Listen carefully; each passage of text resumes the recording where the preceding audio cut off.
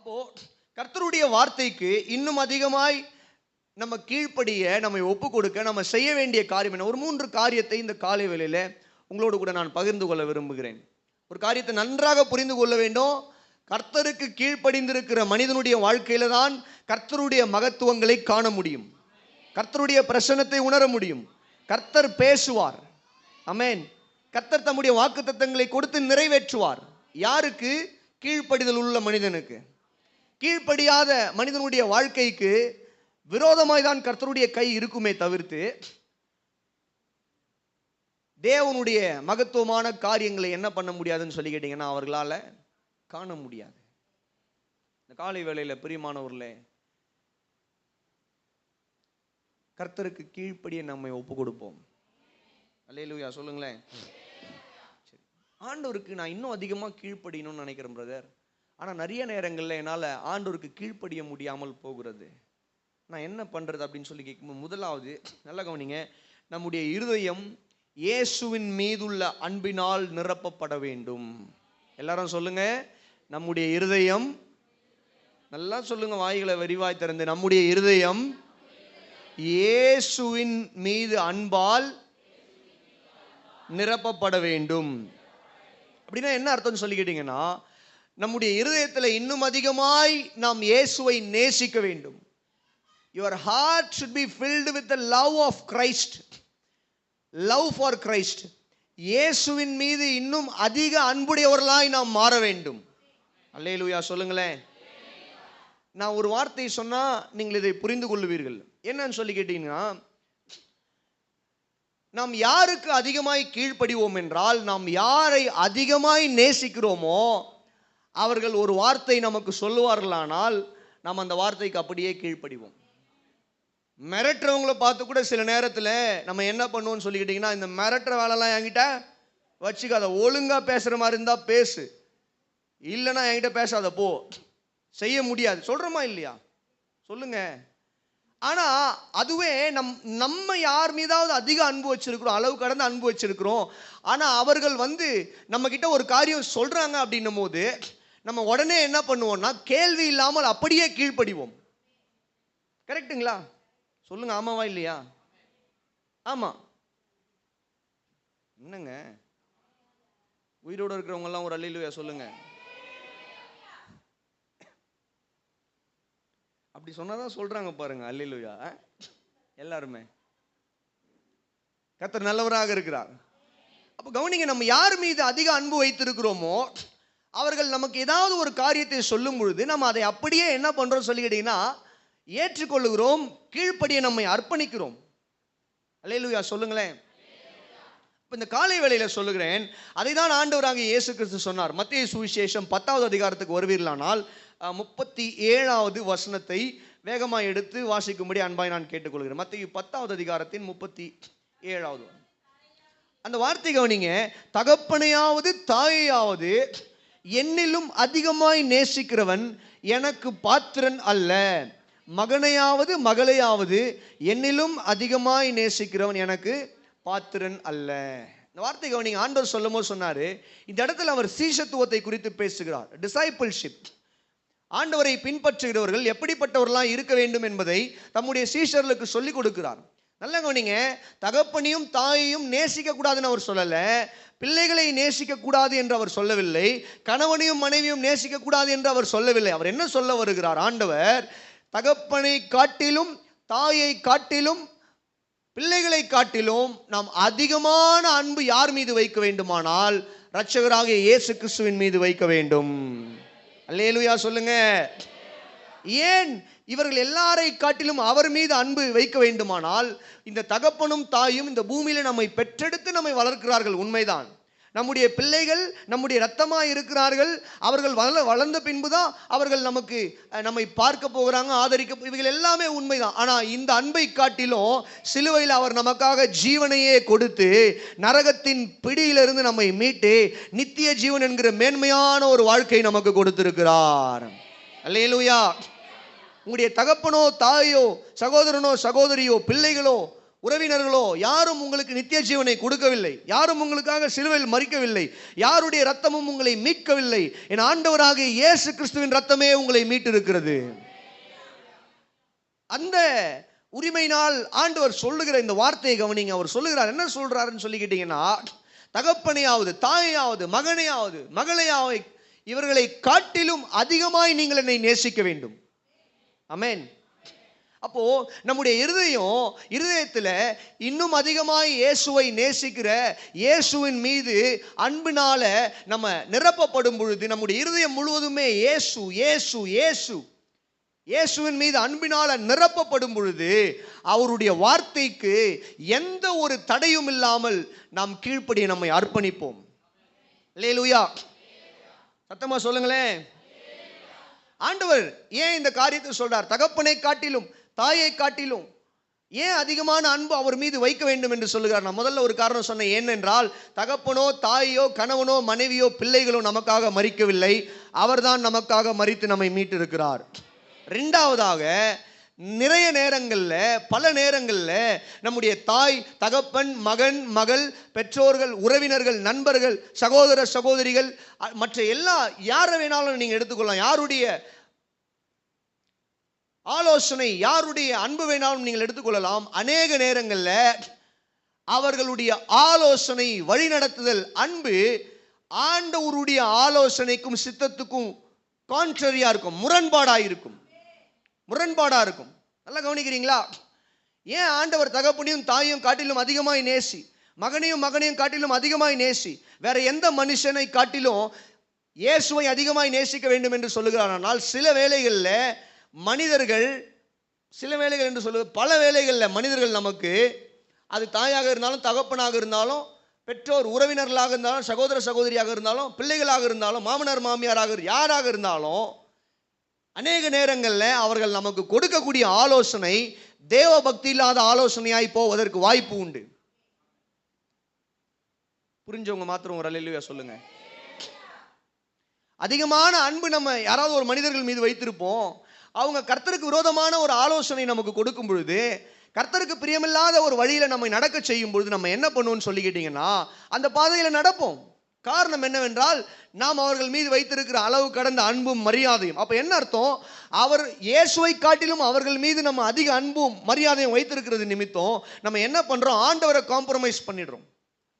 ஆண்டவரோடு கூட நம்மை, ஆண்டவருடைய கட்டளைகளுக்கு நம்மளை காம்ப்ரமைஸ் பண்ணிக்கிறோம்.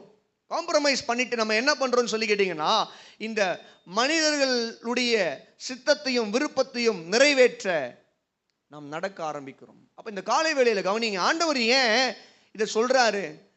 ஏன்பா நீ தகப்பனை காட்டிலும் எந்த ஒரு மனுஷனை காட்டிலும் என்னை அதிகமாய் நேசி என்று ஏன் சொல்லுகிறார்?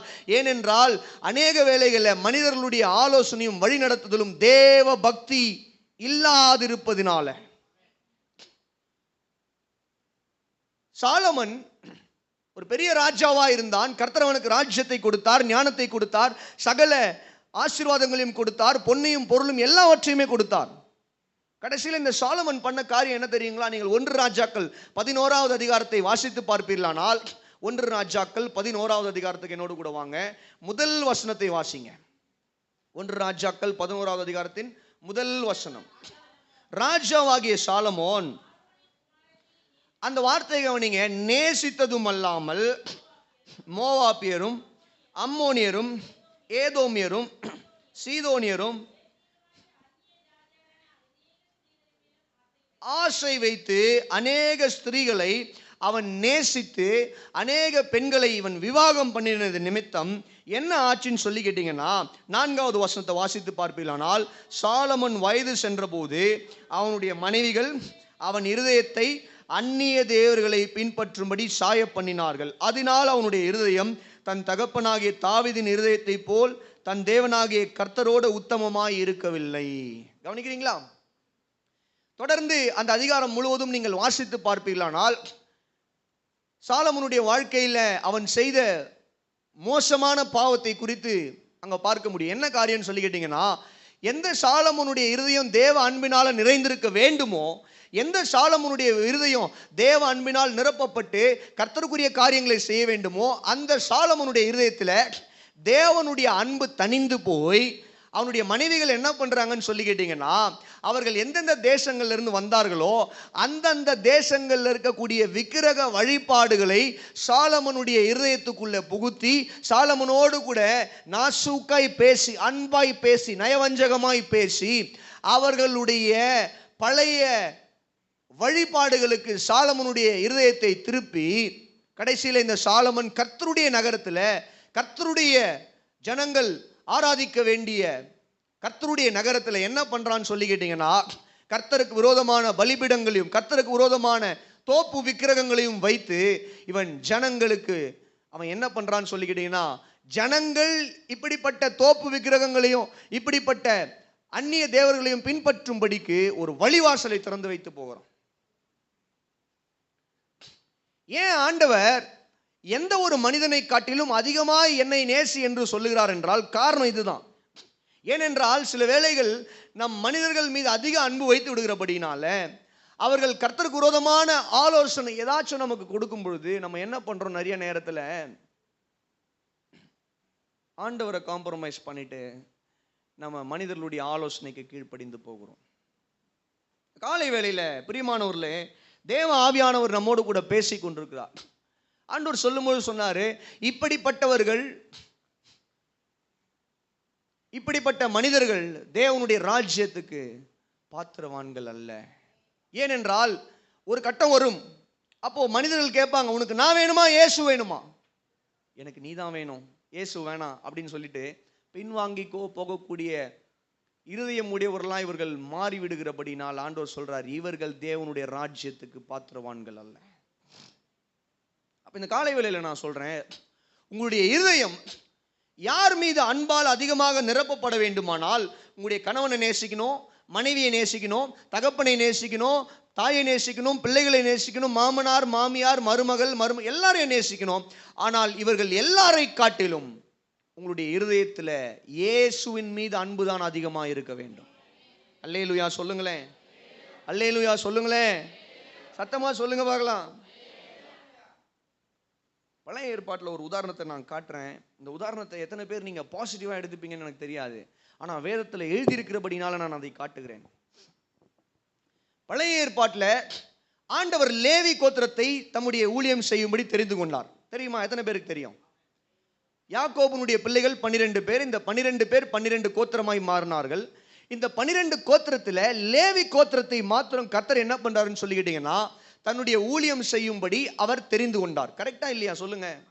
ஆமென், ஆமென், கரெக்ட்.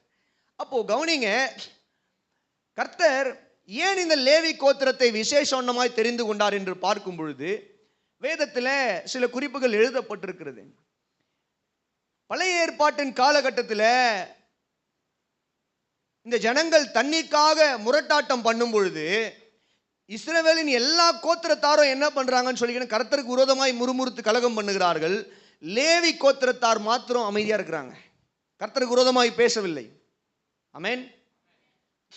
கர்த்தருக்கு விரோதமா பேசல. லேவி கோத்திரத்தினுடைய தலைவர்கள் என்ன பண்றாங்கன்னா, கொஞ்சம் அடக்கி வைக்கிறாங்க ஜனங்களை. ஏய், வாயை மூடிட்டு இரு, அவசரப்படாத, பேசாத, அவன் கத்துறான், இவன் பேசுறான், நீயும் பேசாத, கொஞ்சம் பொறுமையாரு, மோசே என்ன சொல்றாருன்னு கேட்போம். ஆமென்.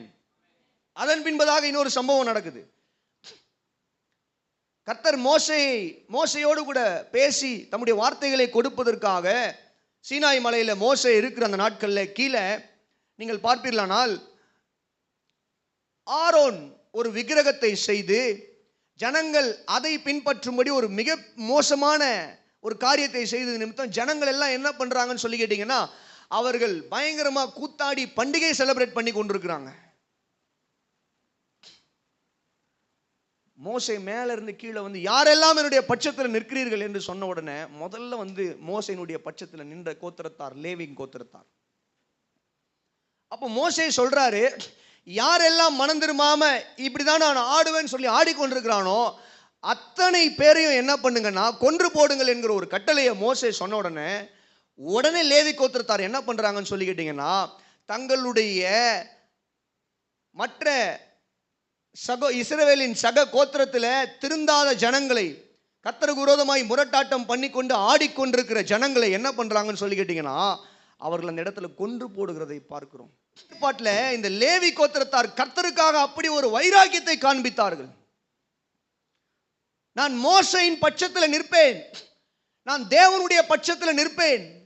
தேவனுக்கு விரோதமாக இருக்கக்கூடிய என்னுடைய சகோதரனாக இருந்தாலும் சகோதரியாக யாராக இருந்தாலும் சரி, அவர்கள் எனக்கு வேணாம் அப்படின்னு சொல்லிட்டு இவங்க என்ன பண்றாங்கன்னு சொல்லி கேட்டீங்கன்னா, அவர்களை சங்கரிப்பதற்கு ஆயத்தமாக இருந்தார்கள். நடந்தது என்ன? கர்த்தர் அவர்களுக்கு ஒரு நல்ல ரிவார்டு கொடுக்கிறார். என்ன ரிவார்டு கொடுக்கிறாருன்னா, என்னுடைய ஊழியத்தை செய்கிற, பழைய ஏற்பாட்டில் இந்த மகிமையான ஊழியத்தை செய்கிற, ஊரிம் தும்மிம் இதை சுமக்கிற, கர்த்தருடைய வசனத்தை பேசி ஜனங்களுக்கு ஆலோசனை கொடுத்து இஸ்ரவேல் போய் குடியிருக்கிற அந்த கானான்ல எல்லா இடங்கள்லையும் சிதறி இருக்கிற, அதாவது நல்லா கவனிங்க, யூதான்னா யூதராக்கு ஒரு இடம், அங்கே மட்டும்தான் யூதா இருக்கணும்.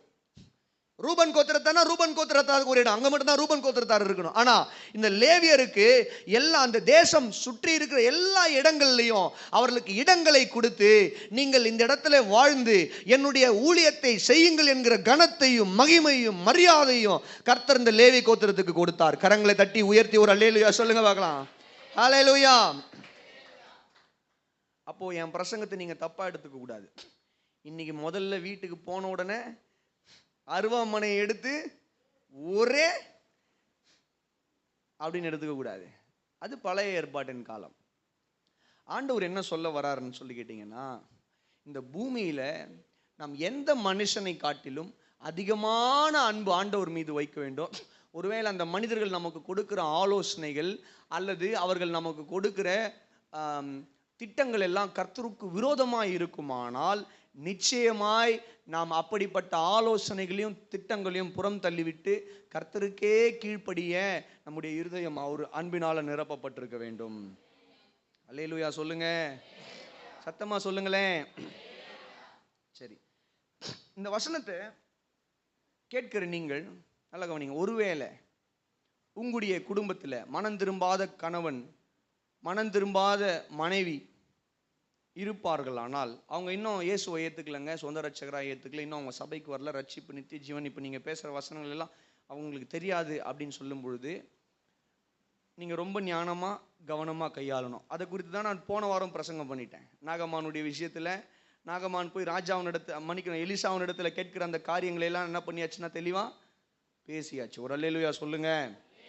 அதனால நீங்கள் அந்த செய்தியையும் இந்த குறிப்பையும் ஒப்பிட்டு தான் ஒரு தீர்வுக்கு வர வேண்டுமே தவிர்த்துட்டு நீங்கள் என்ன பண்ணக்கூடாதுன்னா, மனம் திரும்பாத கணவன்கிட்டயோ இல்லை மனம் திரும்பாத மனைவி கிட்டேயோ போயிட்டு என்ன பண்ணக்கூடாதுன்னு சொல்லிக்கிட்டீங்கன்னா பிரச்சனை பண்ணக்கூடாது.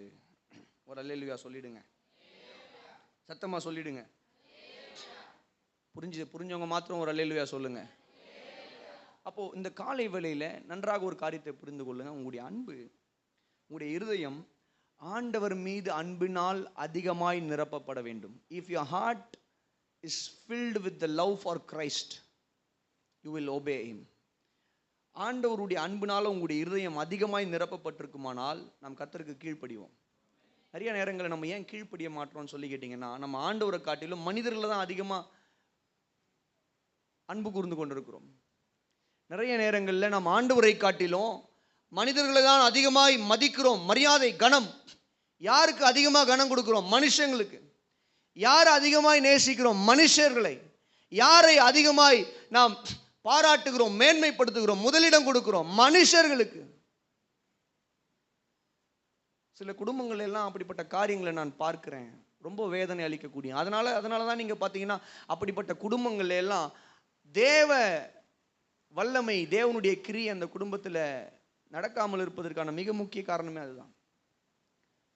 ஆண்டவரை உட்கார வைக்க வேண்டிய சேர்ல மனுஷங்களை உட்கார வைக்கிறது, ஆண்டவருக்கு கொடுக்க வேண்டிய கனத்தை மனுஷர்களுக்கு கொடுப்பது, ஆண்டவருக்கு கொடுக்க வேண்டிய கிரீடத்தை மனிதர்கள் மீது வைப்பதின் நிமித்தம் அநேக குடும்பங்கள் இன்று தேவ பிரசன்னம் இல்லாத குடும்பமாக, அநேக குடும்பங்கள் இன்று தேவ மகிமை இல்லாத குடும்பங்களாக வாழ்ந்து கொண்டிருக்கிறார். இந்த காலை வேளையில் நான் சொல்றேன், தேவ ஆவியானவர் அப்படிப்பட்ட கிருபைகளை நமக்கு கொடுக்கணும். எப்படிப்பட்ட கிருபைகள்? நம்முடைய இருதயம் இயேசுவின் மீது அன்பினால் நிரப்பப்பட வேண்டும்.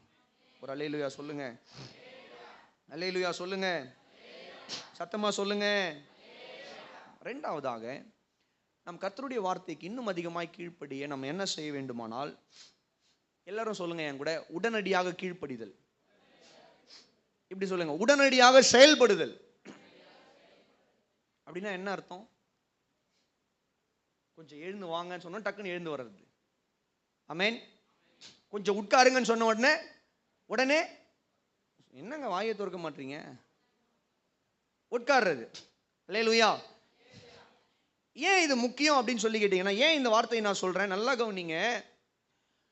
உடனடியாக ஒரு மனிதன் செயல்படும் பொழுது கேள்வி இல்லாம டக்குன்னு செயல்படணும், உடனே, வித்தவுட் கொஸ்டின். நான் என்னுடைய மகனுக்கு சொல்லி கொடுப்பேன், ஒபே அட் ஃபர்ஸ்ட் கமாண்ட். நான் ஒரு தடவை ஒரு வார்த்தையை சொல்லிட்டேன்னா டக்குன்னு செஞ்சிடுப்பா. திரும்ப திரும்ப நான் அதை சொல்லிக்கிட்டே இருப்பேன், நீ கேட்காம இருப்பேன்னா அதுக்கப்புறம் நான் பேச மாட்டேன், அன்பாடிக்கிற குச்சி தான் பேசும். அதுக்கு பேர் என்னன்னா ஒபே அட் ஃபர்ஸ்ட் கமாண்ட். எங்கள் வீட்டில் ஒரு ரூல் இருக்கு, முதல் முறை சொல்லும் போது செய்துவிடு, ரெண்டாவது முறை மூன்றாவது முறையை தாண்டுமானால் நான்காவது முறை என்கிட்ட இருந்து கமாண்ட் வராது, குச்சிக்கிட்ட இருந்து தான் கமாண்ட் வரும். அது அவனுக்கு தெரியும். முதல் தடவை சொல்லுவோம், ஜான் இதை பண்ணுப்பா, கொஞ்சம் தயங்குவான், ஏதாவது பண்ணுவான். ஒபே அட் ஃபர்ஸ்ட் கமாண்ட்ரா அப்படின்ன உடனே அவனுக்கு புரிஞ்சிடும், ரைட்டு இன்னும் 2 தடவை தான் சொல்லுவாங்க, அதுக்கு மேலே சொல்ல மாட்டாங்க, பேச மாட்டார், அவர் கையில் இருக்கிற குச்சி தான் பேசும், உடனே போய் செஞ்சிருவான். இப்போ அது பழகிடுச்சு, ஒரு காரியம் செய் அப்படின்ன உடனே டக்குன்னு ஓகே என்ன பண்ணுறான், செஞ்சிடறான். Obey at first command. கண்ணை மூடிட்டு நம்ம என்ன பண்ணணும்னு சொல்லி கேட்டிங்கன்னா, கீழ்ப்படிய வேண்டும், செய்யணும். கர்த்தர் நமக்கு சொல்கிற விஷயத்தை, கர்த்தருடைய ஆலோசனை, கர்த்தருடைய சித்தம், கர்த்தருடைய சத்தம் நம்ம கேட்கும்போது வித்தவுட் ஹெசிடேஷன் நம்ம அதை செஞ்சிடணும். ஆமென். எப்படிங்க அப்படி முடியும்? அதுக்கு தான் ரொம்ப முக்கியமான ஒரு காரியம் தேவை. என்ன தெரியுமா? வாசிங்க, எபிரேயர் 11வது அதிகாரத்தின் எபிரேயர் 11வது அதிகாரத்தின் 8வது வசனம். எபிரேயர் 11வது அதிகாரத்தின், வேகமாக எடுத்து வாசிக்கலாமா? அந்த வார்த்தை கவனிங்க. ஆபிரகாமை குறித்து வேதம் சொல்லுகிறது, விசுவாசத்தினாலே ஆபிரகாம் தான் சுதந்திரமாக பெறப்போகிற இடத்துக்கு போகும்படி அழைக்கப்பட்ட போது கீழ்ப்படிந்து அறியாமல் புறப்பட்டு போனான். ஒரு அல்லேலூயா சொல்லுங்களேன். ஆண்டவருடைய நாமத்துக்கு மகிமை உண்டாவதாக. ஆபிரகாமை குறித்து இங்க வேதம் சொல்லுகிறது, விசுவாசத்தினாலே ஆண்டவர் ஆபிரகாமை அழைக்கிறார். ஆபிரகாமே, நீ உன்னுடைய தேசத்தையும் இன்னஜன பந்துக்களையும் விட்டு நான் உனக்கு காண்பிக்கிற தேசத்துக்கு புறப்பட்டு போ என்று கர்த்தருடைய வார்த்தை ஆபிரகாமுக்கு வந்தபோது, நல்லா கவனிங்க, ஆபிரகாம் உடனடியாக தன்னுடைய இனஜன பந்துக்களையும் தேசத்துக்கு எல்லாவற்றையும் விட்டு அவர் புறப்பட்டு போகிறார். எப்படிங்க உடனே செயல்பட முடிஞ்சது ஆபிரகாமால? ஆபிரகாம், எனக்கு ஒரு 40 நாள் டைம் கொடுங்க ஆண்டவரே, எனக்கு ஒரு 20 நாள் டைம் கொடுங்க ஆண்டவரே, எனக்கு ஒரு 10 நாள் டைம் கொடுங்க, எனக்கு ஒரு நாள் டைம் கொடுங்கன்னா நேரம் கேட்கவில்லை தேவனிடத்தில். உடனே ஆபிரகாம் கர்த்தருடைய வார்த்தைக்கு கீழ்ப்படிந்து உடனே தன்னுடைய தேசத்தை எல்லாவற்றையும் விட்டு அவன் என்ன பண்றான்னு சொல்லி கேட்டீங்கன்னா, புறப்பட்டு, கர்த்தர் போக சொல்லுகிற இடம் என்னன்னு சொல்லி தெரியாது, புறப்படுன்னு சொன்னாரு. நான் சொல்லுவேன் எங்க போகணும்னு சொல்லி, ஆனா இப்ப புறப்படு, எங்க போகணும்னு தெரியாம புறப்பட்டான். ஆமென். அல்லேலூயா. ஆமா, எங்க போறோம்னு தெரியாமலே தன்னுடைய எல்லா லக்கேஜ் எடுத்துக்கொண்டு எல்லாவற்றையும் சுருட்டி கொண்டு ஆபிரகாம் கிளம்பியாச்சு. எங்க போறோம் தெரியாது, போற இடத்துல ஜனங்க எப்படி இருப்பாங்க தெரியாது, எப்படி வருமானம் தெரியாது, எப்படி சாப்பாடு தெரியாது, என்ன நடக்க போகிறது தெரியாது, எதுவுமே தெரியாது. ஆனா கர்த்தர் போன்னு சொல்லிட்டார், உடனடியாக செயல்பட்டான். அல்லேலூயா சொல்லுங்களேன். எப்படி இவனால செயல்பட முடிந்தது? அதை குறித்து தான் எபிரேயர் நிருபத்தின் எழுதும்போது எழுதுறாரு, விசுவாசத்தினாலே. ஆபிரகாமுக்குள்ள ஒரு விசுவாசம் இருந்தது. என்ன விசுவாசம்? என்னை அழைக்கிற தேவன் ஜீவன் உள்ள தேவன், அவர் என்னை அழைப்பாரானால் அவர் என்னை போஷிப்பார். அல்லேலூயா. அவர் என்னை அழைப்பாரானால் அவர் என்னை நடத்துவார், நான் போகும் வழியை அவர் காண்பிப்பார், அவர் என்னை அழைப்பாரானால் அவர் என்னை பாதுகாப்பார். அல்லேலூயா சொல்லுங்களேன். அப்படிப்பட்ட விசுவாசம் அவனுக்குள்ள இருந்தபடினால உடனடியாக செயல்படுகிற ஒரு மனிதனாய் அவன் இருந்தான். அப்ப கவனிங்க, இன்னைக்கு அநேக குடும்பங்கள் கர்த்தருடைய வார்த்தைக்கு கீழ்ப்படிந்து எத்தனை முறை ஆண்டவர் பேசினாலும் செயல்படாமல் இருப்பதற்கு காரணம் என்ன? விசுவாசம் இல்லாத குடும்பங்கள். ஆண்டவர் மேல நம்பிக்கையே கிடையாது, ஆண்டவர் மீது துளியளவும் நம்பிக்கை கிடையாது. நம்பிக்கை இல்லாத ஒரு வாழ்க்கையை வாழ்ந்துகிட்டு உலகத்தின் மீது நம்பிக்கை வைத்து பலவிதமான குழப்பங்களும் கேள்விகளையும் எழுப்பி கொண்டு வாழுகிற ஒரு வாழ்க்கை நிமித்தம் நிறைய பேருக்கு ஆண்டவர் மேல நம்பிக்கையே கிடையாதுங்க. நிறைய கிறிஸ்தவர்கள் அவர்கள் சபைக்கு போகிறது ஒப்பு சப்பான் அப்படின்னுவாங்கல்ல, அப்படின்னா என்ன அர்த்தம்? ஒப்புக்கு சப்பான்னு ஒரு வார்த்தை சொல்லுவாங்கல்ல, சொல்லுங்க. பெயருக்கு, சும்மா கணக்குக்கு. கணக்குக்கு சபைக்கு போகணும். சபைக்கு போகலன்னா கணவன் கோச்சிப்பாரு, சபைக்கு போகலன்னா மனைவி கோச்சிப்பாங்க, சபைக்கு வரலன்னா பாஸ்டர் கோச்சிப்பார், எங்கள் வீட்டுக்கு வந்து ஜெபம் பண்ண மாட்டாங்க, எங்களுடைய வீட்டில் ஏதாச்சும் நல்ல காரியங்கள் கெட்ட காரியங்கள்லாம் வந்து எங்களுக்கு ஜெபம் பண்ணுறதுக்கு ஒரு ஆள் தேவை. பெயருக்கு நாங்கள் ஆரம்பத்திலிருந்தே கிறிஸ்தவர்களாக இருந்துட்டோம், இப்போ மாறினா எப்படிங்க, ஆனால் நாங்கள் கிறிஸ்தவர்களாகவே இருக்கிறோம் அப்படின்ற ஒரு பெயருக்காக கர்த்தரை தேடுகிற கூட்டம் இன்னைக்கு கிறிஸ்தவத்தில் உண்டு. இவர்களுக்குள்ள எல்லாம் விசுவாசம் கிடையாது, விசுவாசத்தில் செயல்படவே மாட்டாங்க. கர்த்தருடைய வார்த்தைக்கு இவர்கள் கீழ்ப்படியாமல் இருப்பதற்கு காரணம் என்ன? தேவன் மீது இவர்களுக்கு நம்பிக்கை இல்லை. தேவன் எங்களை நடத்துவார், வனாந்திரத்தில் கொண்டு போய் விட்டாலும் கர்த்தரனை நடத்துவார் என்ற நம்பிக்கை இருக்கணுங்க. அல்லேலூயா. கண்ணை மூடி கொண்டு போய் தனி தீவுல விட்டாலும் கர்த்தரனை போஷிப்பார், எப்படி ஆகிலும் காப்பாற்றுவார், எப்படி ஆகிலும் என்னை கைவிட மாட்டார். அல்லேலூயா சொல்லுங்க, சத்தமா சொல்லுங்க. நான் அப்ப கவனிங்க, நமக்கு ஒரு நம்பிக்கை விசுவாசம் வேணுங்க. அந்த தேவன் மீது ஒரு அளவற்ற நம்பிக்கை, நம்முடைய இருதயம் அன்பினால நிரப்பப்படணும். நம்முடைய இருதயம் விசுவாசத்தினால நிரப்பப்படுமானால் நம்ம உடனே செயல்படுவோம், தாமதிக்க மாட்டோம். அல்லேலூயா சொல்லுங்க, சத்தமா சொல்லுங்க. அடுத்ததாவே ஆபிரகாமுடைய வாழ்க்கையில ஒரு டெஸ்ட் வைக்கிறார் ஆண்டவர், ஒரு சோதனையை வைக்கிறார். ஆபிரகாமோடு கூட பேசி கர்த்தர் சொல்லுகிறார், அவனை சோதிக்கும்படி தான் இந்த டெஸ்ட் வைக்கிறார் கர்த்தர். நல்லா கவனிங்க, அவர் விரும்பி வேணும்னு கேட்கல, சோதிக்கிறார். உன்னுடைய ஒரே மகனை எனக்கு என்ன பண்ணுனா பலியாக கொடு. ஆபிரகாம் நீங்க கவனித்து பார்ப்பீர்களானால் யோசிக்கவே இல்லைங்க, உடனடியாக செயல்படுகிறார். தன்னுடைய மகனாகிய ஈசாக்கை அழைத்து கொண்டு மோரியாவின் மலை மீது ஏறுகிறான். கொண்டு போய் பலிபீடத்தில் கல், அந்த இடத்துல பலிபீடங்களை ஆயத்தப்படுத்தி, கல்லெல்லாம் வச்சு ஒரு பலிபீடத்தை ஆயத்தப்படுத்தி விறகுகளை எல்லாம் வச்சு அது மீது தன்னுடைய மகனை படுக்க வச்சாச்சு. அல்லேலூயா சொல்லுங்களேன். ரொம்ப ஆச்சரியம் இந்த காரியங்களை எல்லாம் படிக்கும் பொழுது, நம்மெல்லாம் ஆச்சரியப்படும் இந்த காரியங்களை படிக்கும் போது. தன்னுடைய ஒரே மகனை பலியாக கொடுக்கும்படி தேவன் கேட்கிறார். ஆபிரகாம் உடனடியாக செயல்படுகிறதை பார்க்கிறோம். தன்னுடைய மனைவியிட சொன்னாரா சொல்லியான்னு சொல்லி தெரியாது, நேரா கிளம்பி போயிட்டாரு. ஆமென். ஆனா அதை குறித்து வேதம் சொல்லும் பொழுது என்ன சொல்லுதுன்னா, இந்த ஆபிரகாமுக்குள்ள ஒரு விசுவாசம் இருந்துதான். ஆமென். என்ன விசுவாசம்?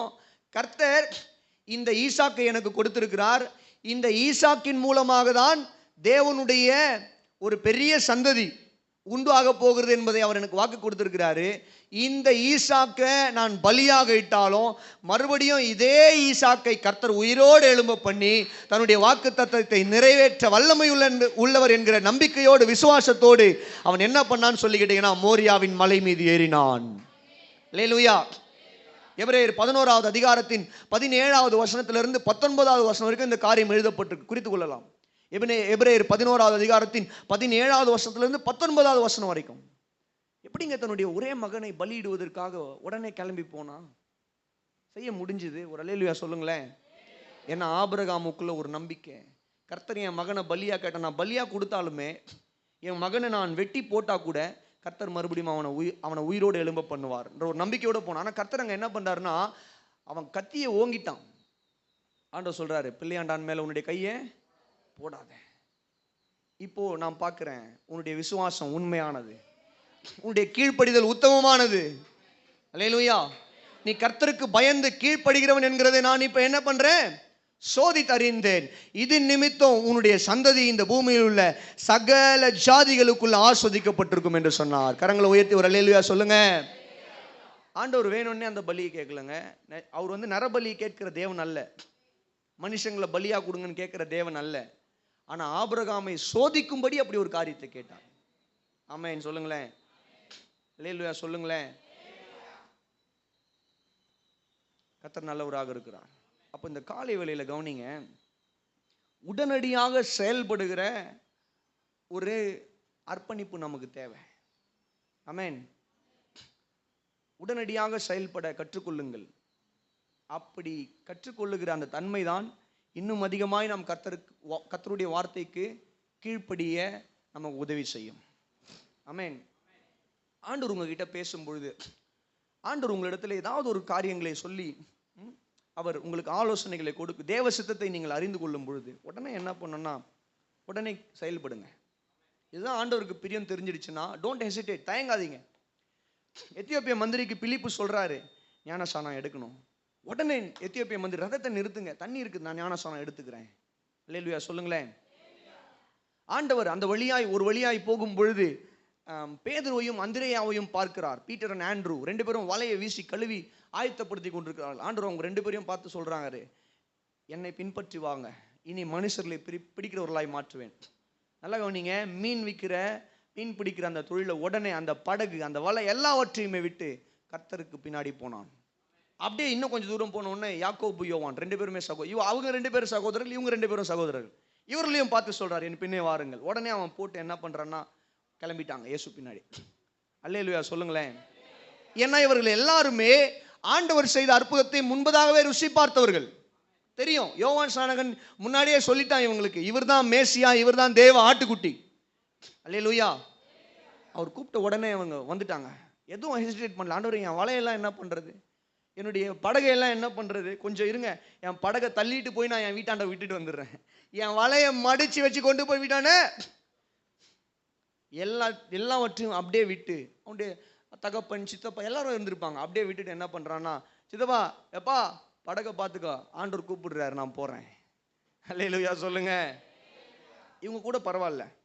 இன்னொருத்தன் மத்தேயு வரி வசூல் பண்றவன், மீன் பிடிக்கிறவனாடி இவனுக்கு தான் வருமானம் அதிகம். ஏன் எப்படி சொல்லுங்க? ஏன்னா வரி வசூல் பண்றவன் ஏமாத்தி நிறைய வசூல் பண்ணி பணக்காரன் ஆவான். நல்ல ஏமாத்து வேலை செய்து நிறைய பணத்தை சம்பாதிக்கக்கூடிய ஒரு நல்ல பொசிஷன்ல இருக்கிறாங்க. ஆண்டவர் அவனை பார்த்து கூப்பிடுறாரு, என் பின்னே வா. என்ன தெரியுமா பண்ணா, உடனே அந்த வேலையை விட்டுட்டு ஆண்டவர் பின்பற்ற ஆண்டவர் பின்னாடி வந்தான். ஒரு அல்லேலூயா சொல்லுங்களேன், சத்தமா சொல்லுங்களேன். அப்ப கவனிங்க, உடனே செயல்பட நம்மை அர்ப்பணிக்க வேண்டும். முதல்ல ஆண்டவருக்கு கீழ்ப்படியணும்னா நமக்கு என்ன இருக்கணும், நம்முடைய இருதயம் அதிகமாய் தேவனை நேசிக்கணும். ஆமென். வரலையே, நாங்கள்லாம் ஏன் பிரதர் நேசிக்க போகிறோம், ஏதோ ஞாயிற்றுக்கிழமைனா சர்ச்சுக்கு வரணுமே வந்து உட்காந்துருக்குறோம், எங்களை போட்டு இப்படி பிரசங்கம் பண்ணுறேன் ஏதோ பண்ணிட்டு இருக்கிறீங்களே, பேசிக்கிட்டு இருக்கிறீங்களே, எங்களுக்கு ஒன்றும் புரியல, சீக்கிரமாக முடியும், நாங்கள் எழுந்து போனோம் வீட்டுக்கு. யாருன்னா இருக்கிறீங்களா அந்த மாதிரி? இல்லையா? தாகத்தோடு கர்த்தருடைய வார்த்தை கேட்க வந்தவங்க எத்தனை பேர் கரங்களை வைத்து ஒரு அல்லேலூயா சொல்லுங்க பார்க்கலாம். அப்ப ஆண்டவர் உங்களோடு கூட பேசி கொண்டிருக்கிறான். கர்த்தருக்கு ஏன் நம்மளால நிறைய நேரத்தில் கீழ்ப்படிய முடியல? ஏன்னா நம்முடைய இருதயம் கர்த்தரை விட மனுஷங்களை அதிகமாக நேசிக்கிறது. ஏன் கர்த்தருக்கு நம்ம அதிக நேரத்தில் கீழ்ப்படிய முடியல? ஏனென்றால் நம்ம உடனடியாக செயல்படாமல் நம்ம என்ன பண்றோம்னு சொல்லிக்கிட்டீங்கன்னா விசுவாசம் இல்லாதவர்களாக இருக்கிறோம். உடனே செயல்படுற தன்மை நமக்கு இல்லை. உடனே செயல்படாம நேரம் கேட்கிறோம், ஆண்டவர் எனக்கு 40 நாள் கொடுங்க, 30 நாள் கொடுங்க, 20 நாள் கொடுங்க. அதனால தான் பாருங்க ஆண்டவர் சிலர் எல்லாம் தூக்கி மீனின் வயிற்றில் போடுறார். யோனா மாதிரி, நீ போ மீன் வயிற்றில் ஒரு 3 நாள் இரு, ஒரு 4 நாள் மீனோட வயிற்றில் இரு, 4 நாள் அனுபவி, 5 நாள் அனுபவி, ஒரு 7 நாள் அனுபவி. அப்பதான் உனக்கு ஒரு தெளிவு உண்டாகும். ஆண்டவரே நான் வந்துடுறேன், நினிவேவுக்கே நான் போறேன். அல்லேலூயா. நினிவேவுக்கு போனா நீ கீழ்ப்படியாம தர்ஷீஷிக்கா ஓடுற, உனக்கு ஒரு 3 நாள் மீனின் வயிற்று தான் தூக்கி போடுறாரு பாருங்க சிலருடைய வாழ்க்கையில எல்லாம். புரிஞ்சவங்க மாத்திரம் ஒரு அல்லேலூயா சொல்லுங்க. நிஜமா புரிஞ்சிருச்சா உங்களுக்கு? நான் சொன்னது புரிஞ்சிருச்சா? நிஜமா புரிஞ்சுதா இல்லையா சொல்லுங்க. அப்போ ஒரு அல்லேலூயா சொல்லிடுங்க. ஆமென். அப்ப இந்த காலை வேளையில 2வது, உடனடியாக செயல்பட கற்றுக்கொள்ளுங்க. அப்படின்னா நான் இந்த வார்த்தையை சொல்றேன், நல்லா இது நோட் பண்ணிக்கோங்க. Obey at first command. முதல் தடவை கர்த்தர் தம்முடைய சித்தத்தை வெளிப்படுத்தும் பொழுது செயல்பட்டு விடுங்கள். ஆமென். அல்லேலூயா. அதுதான் கீழ்ப்படிதல். அதுதான் 3வதாக, தடையாயிருப்பவைகளை மேற்கொள்ள கற்றுக்கொள்ளுங்கள். தடையாயிருப்பவைகளை மேற்கொள்ளுங்கள். அல்லேலூயா. நல்ல ஒரு அல்லேலூயா சொல்லுங்க. ரொம்ப மிக முக்கியமான 3 காரியம், இம்பார்ட்டன்டான ஒரு சப்ஜெக்ட். கர்த்தருக்கு கீழ்ப்படிய எப்படி நாம் இன்னும் அதிகமாய் அர்ப்பணிப்பது, இன்னும் அதிகமாக கர்த்தருக்கு எப்படி கீழ்ப்படிதல் உள்ளவர்களாய் வாழ்வது என்பதை பேசிக் கொண்டிருக்கிறேன்.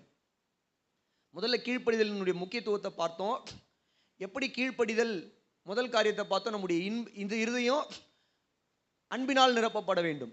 2வது, உடனடியாக செயல்பட முதல் முறை ஆண்டவர் பேசும்போதே செயல்பட கற்றுக்கொள்ள வேண்டும். 3வது காரியம் என்னன்னா, தடையாய் இருப்பவைகளை மேற்கொள்ள கற்றுக்கொள்ள வேண்டும். ஆமென். அப்படின்னா என்னன்னு சொல்லி கேட்டீங்கன்னா, நாம் கர்த்தருக்கு கீழ்ப்படியாத அளவுக்கு நமக்கு தடையாக இருக்கிற காரியங்கள் என்ன என்பதை நம்முடைய வாழ்க்கையில் நாம் கண்டறிந்து அவைகளை மேற்கொள்ள வேண்டும். அல்லேலூயா. கவனிக்கிறீங்களா? இது முக்கியமான பாயிண்ட். இந்த மூணாவது பாயிண்ட், இந்த மூன்றாவது குறிப்பு முக்கியமான குறிப்பு. ஏனென்றால் அநேக நேரத்தில் நாம் கர்த்தருக்கு கீழ்ப்படியாமல் போவதற்கான காரணம் என்ன என்றால், நாம் கீழ்ப்படியாமல் இருப்பதற்கு சில தடைகள் உண்டு. பவுல் அப்போஸ்தலன் கலாத்திய பட்டணத்தில் ஊழியம் செய்து அநேகரை ரட்சிப்புகளை நடத்தி அங்கே சபையை ஸ்தாபித்தார். அங்கே ஜனங்கள் எல்லாம் ஒழுங்காக இருந்தாங்க, சபை ஒழுங்காக நடக்குது, விசுவாசிகள் எல்லாம் ஒழுங்காக இருக்கிறாங்க, நல்லா சபை போய்கிட்டே இருக்கு. ஆனால் இடையில ஒரு பிரச்சனை. என்ன பிரச்சனைனா, சில யூதர்கள் வந்து என்ன பண்ணுறாங்கன்னு சொல்லிக்கிட்டீங்கன்னா, ஆண்டவருடைய வசனத்துக்கு விரோதமாய் கலகம் செய்து சுவிசேஷத்தை புரட்டுகிறார்கள். என்ன சுவிசேஷத்தை புரட்டுகிறார்கள் என்று சொல்லி பார்ப்பீர்களானால், ஒரு மனிதனுடைய ரட்சிப்புக்கு இயேசு மாத்திரம் போதாது, பழைய ஏற்பாட்டு சடங்காச்சாரியங்களையும் நீங்கள் செய்ய வேண்டும் என்று சொல்லி விருத்த சேதனம் செய்யணும். பழைய ஏற்பாட்டு எல்லா விதமான சடங்காச்சாரியங்களையும் செய்து அநேக காரியங்களை நீங்கள் செய்ய வேண்டும். நியாயப்பிரமாணத்துக்கு மறுபடியும் நீங்கள் என்ன பண்ண வேண்டுமானால், நியாயப்பிரமாணத்தில் எழுதப்பட்டிருக்கிற சடங்காச்சாரியங்களை நீங்கள் செய்ய வேண்டும். அவைகளெல்லாம் இயேசுவானவர் சிலுவையில் நிறைவேற்றி முடித்தார். ஆனால் என்ன பண்ணுறாங்கன்னா, நீங்கள் மறுபடியும் மோசே சொன்ன விருத்த சேதனத்தை செய்து கொள்ள வேண்டும், சடங்காச்சாரியங்களை எல்லாம் செய்ய வேண்டும், அப்பொழுதுதான் உங்களுடைய ரட்சிப்பு முழுமையடையும், நீங்கள் பரலோகம் வர முடியும் என்று சொன்ன உடனே இந்த கலாத்திய சபையில் பயங்கர குழப்பம். ஏன்னா நம்ம ஜனங்களுக்கு எப்படின்னா, நம்ம என்னதான் விழுந்து விழுந்து மாங்குன்னு சத்தியம் பேசினா போர் அடிக்குதுன்னுவாங்க. யாராவது ஒருத்தவங்க அலிபாபா 40 திருடர்கள் மாதிரி ஏதாவது ஒரு கதையை சொல்லி அப்படியே நாசுக்கா கள்ள உபதேசத்தை இன்ஜெக்ட் பண்ணா, என்ன அருமையா இருக்குது, அப்படிதான் இருக்கும். ஸ்வீட் நல்லா தான் இருக்கும், ஆனால் சுகரை ஏற்றி விட்டுருமே. அந்த மாதிரி தான் கள்ள உபதேசம் கேட்கறதுக்கு நல்லா இருக்கும், லட்டு மாதிரி நல்லா இருக்கும், நெய் லட்டு மாதிரி வாயில வச்சோடனே நல்லா இறங்கும் கள்ள உபதேசம் உள்ள இருதயத்தில். கேட்கறதுக்கு நல்லா இருக்கு பிரதர், நல்ல உபதேசம் தாங்க கஷ்டம். நல்ல உபதேசம், உண்மையிலே நல்ல உபதேசம் தான் கஷ்டம். உட்காந்து கேட்கறதுக்கு கிருபை வேணும், கஷ்டமா இருக்கும் நல்ல உபதேசத்தை கேட்கறது. ஆனால் கள்ள உபதேசத்தை கேட்கறது கஷ்டமே கிடையாதுங்க. ரொம்ப சேர்ல இன்னும் 2 மணி நேரம் உட்காரலாம் போல இருக்குது, அவரை பேச சொல்லுங்க அப்படின்ற மாதிரி இருக்கும் கள்ள உபதேசம். தெரியுமா உங்களுக்கு? ஏன்னா அவன் சொல்றதெல்லாம் இந்த மாதிரி தான், ஏதாவது கதை சொல்லுவான். நமக்கு கதை கேட்டு தானே பழக்கம். பக்கத்து வீட்டு அக்கா கிட்ட, 4 தெரு தள்ளி இருக்கிற அக்கா கிட்ட, சொந்த பந்தங்க எல்லாம் நமக்கு கதை கேட்டு நம்முடைய காதம் இருதயம் அப்படி டியூன் ஆகிட்டு இருக்கு பாருங்க. அதனால யாராவது ஒருத்தன் கதை நல்ல கதை அடிச்சு கதை விட்டு புது உபதேசங்களை எல்லாம் நான் சூக்க எனக்கு இன்ஜெக்ட் பண்ணோன்னு நம்ம என்ன பண்றோம், நல்லா ஜாலியாக உட்காந்து கேட்கிறோம். கலாத்திய சபையில் இதே பிரச்சனை. பவுல் சொல்றார், எழுதும் போது சொல்லுகிறார், வாசிங்க கலாத்தியர் 3வது அதிகாரத்தின் 1 வசனம் ஒருத்தர், கலாத்தியர் 5வது அதிகாரத்தின் 7வது வசனம் ஒருத்தர்.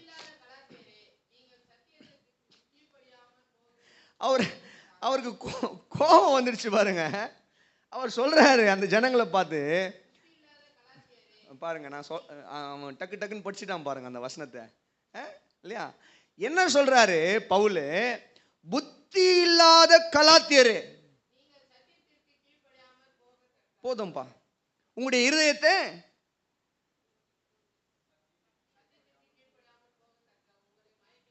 உங்களை மயக்கினவன் யார்? பவுல் கேட்கிறார். போதும்பா. ஆண்டவர் கேட்கிறாரு, எவனோ ஒருத்தன் உங்களை மயக்கிட்டாமா, புத்தி இல்லாத கலாத்தியரே. திட்டுறாரு அந்த ஜனங்களை, உங்களுக்கு கொஞ்சம் கூட புத்தி இல்லையா? நான் வசனங்களை தெளிவா உங்களுக்கு காண்பித்து கொடுத்தேனே, இயேசுவை பிரத்யட்சமாய் சிலுவையில் அறையப்பட்டவராய் உங்களுக்கு சுவிசேஷத்தை சொல்லிக் கொடுத்து, நல்ல உபதேசங்களை சொல்லிக் கொடுத்து, ஒரு நல்ல கிறிஸ்தவனாய் நான் உன்னை நிறுத்திட்டு வந்தேனே, உன்னை மயக்கினவன் யாரு? எப்படிப்பட்ட வார்த்தைகளை சொல்லி உன்னை மயக்கினான்? ஐயோ கலாத்தியரே, 5வது அதிகாரத்தின் 7வது வசனம் வாசிங்க. நன்றாதான்ப்பா ஓடிட்டு இருந்தீங்க, சத்தியத்துக்கு கீழ்ப்படியாமல் போக உங்களுக்கு தடை செய்தவன் யார்? இன்னைக்கு அதே கேள்வி நான் கேட்கிறேன். நல்லா ஓடிக்கிட்டு இருக்கிறோம், ஆனா அநேக நேரத்தில் சத்திய வார்த்தைக்கும் கர்த்தருடைய வார்த்தைக்கும் கீழ்ப்படியாமல் போக பண்ணுகிறது யார்? கர்த்தருடைய வார்த்தைக்கு நாம் கீழ்ப்படியாமல் நடக்க பண்ணுகிறது எது? எது நமக்கு தடையா இருக்கிறது? இந்த கலாத்தியர் சபைக்கு சில யூத மனிதர்கள் தடையா இருந்தாங்க, கள்ள உபதேசர்கள் தடையா இருந்தாங்க. சில யூத கள்ள உபதேசர்கள் தடையா இருந்தார்கள். இன்னைக்கு நான் கேட்கிற இந்த காலை வேளையில கர்த்தருடைய வார்த்தைக்கு நீங்கள் கீழ்ப்படியாமல் இருப்பதற்கு உங்களுக்கு தடையா இருப்பது எது? மனிதர்களா அல்லது வேற ஏதாவது உலக சிற்றின்பங்களா? சிலருடைய வாழ்க்கையில மனிதர்கள். அப்போ அந்த மனிதர்களை எப்படி மேற்கொள்ள வேண்டும்? எப்படி நாசுக்காய் அவர்களிடத்துல பேச வேண்டும்? எப்படி அவர்களுக்கு மறு உத்தரவு கொடுக்க? ஞானத்தை பெற்றுக்கொள்ளுங்க. ஐயோ, நான் கர்த்தரை தேடாத அளவுக்கு எங்களுடைய குடும்பத்தில் இருக்கிற சில மனிதர்கள் எனக்கு மிகப்பெரிய தடையா இருக்கிறார்கள். தேவ சமூகத்தில் உட்கார்ந்து தேவனிடத்தில் ஆலோசனை, ஞானத்தை கேளுங்க. ஆண்டவரே, ஞானமுள்ள இருதயத்தை எனக்கு கொடுத்து கல்விமானின் நாவை எனக்கு தாங்க. நான் நாசுக்கா ஞானமாய் பேசி என்னுடைய வீட்டில் இருக்கக்கூடிய இந்த தடையை நான் மேற்கொள்ள எனக்கு கிருபை தாங்க. அல்லேலூயா. கர்த்தர் அவங்களுடைய புத்தியை, கர்த்தர் அவங்களுடைய இருதயத்தில் கிரியை செய்யுங்க. கேளுங்க. அல்லேலூயா சொல்ல மாட்டீங்களே? இல்ல வேற எந்த காரியம் உங்களுக்கு தடையா இருக்கிறது? வேதத்துல வாசிக்கிறோம், கர்த்தருடைய இருதயத்துக்கு மன்னிக்கணும், நம்முடைய இருதயத்துல கர்த்தருக்கு கொடுக்க வேண்டிய இடத்தை வேற எதுக்கு நம்ம கொடுத்திருந்தாலும் அதுவே விக்கிரகம். அதுவே விக்கிரகம். வேற எந்த காரியம், டிவியா, மொபைலா, எது உங்களுக்கு தடையா இருக்கு? கர்த்தருடைய வார்த்தைக்கு கீழ்ப்படியாமல் போக பண்ணுகிறது எது? பிரியமானவர்களே, இந்த காலை வேளையில தேவன் நம்மோடு கூட பேசிக் கொண்டிருக்கிறார். பவுல் சொல்றது ஒரு வசனத்தை உங்களுக்கு காட்டுறேன். சிலருடைய வாழ்க்கையில அவர்களுடைய பெருமையும் அவர்களுடைய அறிவும் அவர்களுக்கு தடையா இருக்குதா? எப்படி பிரதர் பெருமையும் அறிவும் தடையா இருக்கும்? வாசிங்க 2 கொரிந்தியர் 10வது அதிகாரத்தின் 5வது வசனம். வேகமா எடுத்து வாசிப்பா தம்பி, பக்கத்துல தான் இருக்கு. அந்த வார்த்தை கவனிங்க. சுவிசேஷ வசனத்தினால, சத்தியத்தினால நாங்க என்ன பண்றோம்னா, தர்க்கங்களையும் தேவனை அறிகிற அறிவுக்கு விரோதமாக எழும்புகிற எல்லா மேட்டிமையும் நிர்மூலமாக்கி எந்த எண்ணத்தையும் கிறிஸ்துவுக்கு கீழ்ப்படிய சிறைப்படுத்துகிறவர்களாய் இருக்கிறோம். அல்லேலூயா சொல்லுவீங்களா? பவுல் அப்போஸ்தலன் 2 காரியம் சொல்றாரு. எந்த தர்க்கமாக இருந்தாலும் சரி, எந்த மேட்டிமையாக இருந்தாலும் சரி, 2 காரியம். தர்க்கம்னா என்ன தெரியுங்களா? தர்க்கம்னா என்னன்னா, இங்க பவுல் என்ன சொல்ல வராருன்னு சொல்லி கேட்டீங்கன்னா, கர்த்தருடைய வார்த்தைக்கு கீழ்ப்படியாமல் தர்க்கம் செய்வது, கேள்வி கேட்பது, முரட்டாட்டம் பண்ணுவது, அவிசுவாசியாய் அவிசுவாசம் உள்ள வார்த்தைகளை கேட்பது. இன்னைக்கு அநேக கிறிஸ்தவர்கள் அதை செய்து கொண்டிருக்கிறார்கள். கர்த்தருடைய வார்த்தையை அப்படியே வார்த்தையா ஏற்றுக்கொண்டு கீழ்ப்படிவதில்லை. ஏன் பண்ணணும்? எதுக்கு பண்ணணும்? இப்படி பண்ணா என்ன, அப்படி பண்ணா என்ன? 2000 வருஷத்துக்கு முன்னாடி எழுதப்பட்ட வேதம் இன்னைக்கு நமக்கு தேவையா? அப்போ அன்னைக்கு எழுதப்பட்டிருக்கிற காரியங்கள், இன்னைக்கு எழுதப்பட்டிருக்கிற காரியங்கள்லாம் பார்க்கும் பொழுது அது விஞ்ஞான உலகத்தில் நம்ம வளர்ந்துருக்கிறபடினால இதெல்லாம் ஏற்றுக்கொள்வதற்கு இன்னைக்கு இருக்கிற கிறிஸ்தவர்களுக்கு பாருங்க, அநேக கிறிஸ்தவர்களுக்கு இருதயம் இல்லை. டெக்னாலஜி வளர்ந்துருச்சு, எல்லா டெக்னாலஜியும் ஃபெயில் ஆகும் ஒரு நாள். தெரியுமா உங்களுக்கு? சொல்லுங்க, சத்தமா ஒரு அலையிலேயே சொல்லுங்க. ஒரு இடத்துல அப்படிதான் டெக்னாலஜியை கொடுத்து கிளாஸ் எடுத்துட்டு இருந்தாங்க. அவங்க கெட்ட நேரம் என்னை அந்த கிளாஸ்ல சேர்த்து கூப்பிட்டு உட்கார வச்சிருந்தாங்க. டெக்னாலஜியை பத்தி சொல்லுங்க, கிளாஸ் எடுக்கிறாங்க. அவங்களுடைய கெட்ட நேரம் இவரையும் கூப்பிட்டு உட்கார வைங்கன்னது. எல்லாத்தையும் நோட் பண்ணிட்டு பொறுமையாக கேட்டு இருந்தேன். இன்னைக்கு டெக்னாலஜி தான் எல்லாமே, சேட்டலைட்டு ஃபுல்லாக எல்லாமே, எல்லாவற்றை குறித்தும் எஜுகேஷன் சிஸ்டம் எல்லாவற்றையும் பயங்கரமாக எக்ஸ்பிளைன் பண்ணிட்டு இருக்கிறாங்க. எல்லாத்தையும் ஏதாவது இதை குறித்து ஒரு கேள்வி இருக்குதா அப்படின்னு கேட்டாங்க. நான் கை தூக்குனேன். எனக்கு ஒரு கேள்வி இருக்கு. திருநாவ சிரிக்கிறாரு. தம்பி சொல்லுங்க சொல்லுங்க சொல்லுங்க சார், என்ன கேள்வி? நான் சொன்னேன், எல்லாம் ரைட்டு தான், கேட்கறதுக்கு எல்லாம் நல்லா இருந்தது. திடீரென்று இன்டர்நெட் கட் ஆயிடுச்சு, எலக்ட்ரிசிட்டி கட் ஆயிடுச்சு, சேட்டலைட்லாம் ஃபெயிலியர் ஆயிடுச்சு. உங்க டெக்னாலஜி என்ன பண்ணணும்னு கேட்டேன். இல்லைங்க, அதுக்கெல்லாம் வாய்ப்பே இல்லை அப்படின்னாங்க. யார் சொன்னது வாய்ப்பே இல்லை? சரித்திரத்தை நீங்க எடுத்து படிச்சிருக்கீங்களா? கோவிட் டைம்ல என்ன ஆச்சு? எங்க போச்சு உங்க டெக்னாலஜி? தடுக்க முடிஞ்சுதா? அதிவேகமாக பரவன கொரோனாவையும் மரணங்களையும் தடுக்க முடிஞ்சுதா? அந்த ஒரு 5 செகண்ட் அவங்க ஜெர்க்கானாங்க பாருங்க. என் கூட இன்னும் ஒரு 4 பேர் ஆமா கரெக்டான கேள்வி தான். அப்பெல்லாம் என்ன பண்றது? என்ன ஒன்று அவங்களுக்கு என்ன பேசுறதுன்றே தெரியல. அப்போ நான் என்ன சொல்ல வரேன்னா, டெக்னாலஜி வில் ஃபெயில். இன்னைக்கு உன் கையில் இருக்கிற மொபைல் திடீர்னு கோடு வருதுன்றான், ஏதோ ஒரு பிராண்டு 40,000 கொடுத்து வாங்குறோம், திடீர்னு பச்சை கலரில் ஒரு கோடு வருது. திடீர்னு ஃபோன் ஃபெயிலியர் ஆகுது, இன்டர்நெட் கனெக்ட் ஆக மாட்டேங்குது. ஃபோனை கொண்டு போனால் உள்ள ஐசி ப்ராப்ளமுங்க. எல்லாம் எவ்வளோ பெரிய கம்ப்யூட்டர் வாங்கினாலும் பிரச்சனை வருது. திடீர்னு வோல்டேஜ் அதிகமாக வந்தால் எகுறுது எல்லாம். ஒரு இடி இடிச்சா எல்லாம் வெடிக்குது.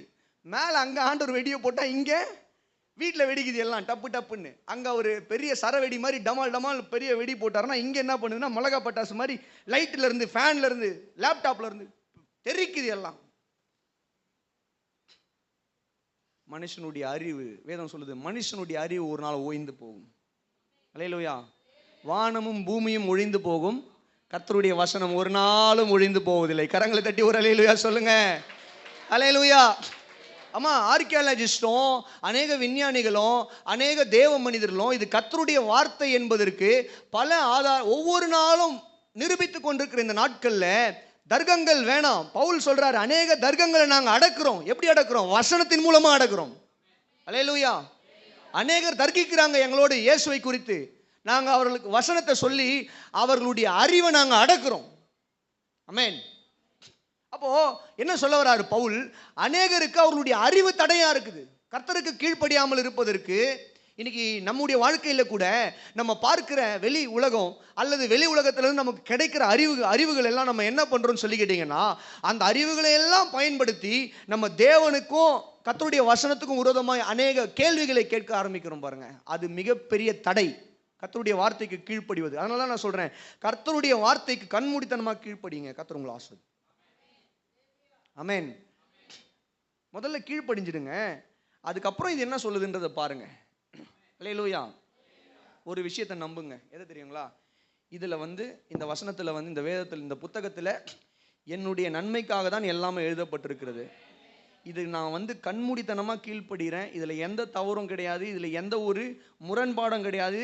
இது எனக்கு புரியலனாலும் பரவாயில்ல, நான் இதுக்கு கீழ்ப்படுகிறேன். அல்லேலூயா சொல்லுங்களேன். இப்போது எதுக்கு இதை சொல்கிறேன்னு, நிறைய நேரத்தில் நமக்கு வசனம் புரியாது, சத்தியம் தெரியாது, ஆனாலும் கீழ்ப்படியுங்கள். ஒரு நாள் அது உங்களுக்கு புரியும். ஆமென். சத்தமாக சொல்லுங்களேன். வசனங்கள் ஒரு நாள் சிலருக்கு பெருமையாம். பவுல் சொல்றாரு, சிலருடைய மேட்டிமை நிமித்தம் அவர்கள் வசனத்தை ஏற்றுக்கொள்ளாமல் இருக்கிறாங்க. ஆனால் கர்த்தருடைய சுவிசேஷ சத்திய வசனங்களை நாங்கள் சொல்லி எப்பேற்பட்ட அரண்களாக இருந்த அவங்களுடைய பெருமை எவ்வளவு பெரிய அரணா இருந்தாலும் அந்த அரணை உடைச்சி தள்ளுறோம் சுவிசேஷத்தின் மூலமான்ற. அல்லேலூயா சொல்லுங்களேன். அப்போ இந்த காலை வேளையில் நான் சொல்கிறேன், சிலருக்கு அறிவு தடையாக இருக்கும், சிலருக்கு பெருமை தடையாக இருக்கும். நிறைய காரியங்களை குறித்து பெருமை. நான் எப்பவுமே சொல்லுவேன், பெருமை தான் கர்த்தருக்கு விரோதமான முதல் எனிமி, சத்து. ஆமென். ஒரு வாலிபன் வந்தான் ஆண்டவரிடத்தில், நல்ல போதகர் நித்திய ஜீவனை பெற்றுக்கொள்ள நான் என்ன செய்ய வேண்டும்? ஆண்டவர் சொன்னார், எல்லாவற்றையும் விட்டு தரித்திரத்துக்கு கொடுத்து என்ன பண்ணா என்னை பின்பற்றி வா. அவனால் என்ன பண்ண முடியல, ஏற்றுக்கொள்ள முடியல. ஏன்னா அவனுக்கு தன்னுடைய பணத்தின் மீது ஆசையும் பெருமையும் இருந்தது.